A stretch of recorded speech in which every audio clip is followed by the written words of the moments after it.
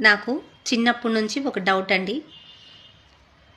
ఏంటంటే దేవుళ్ళు ఇంతమంది ఏంటి?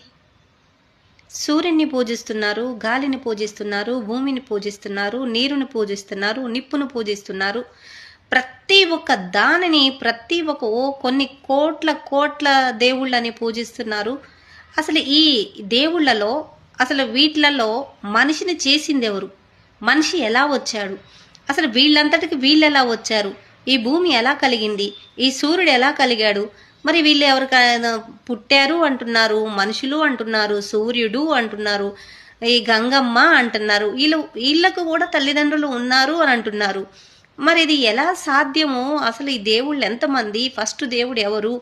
ఈ మనిషిని ఎలా ఈ చాలా ఉన్నాయండి నా మైండ్లో. మీకు తెలుసా? మీకు కూడా వస్తుందా ఇలాంటి ఆలోచన?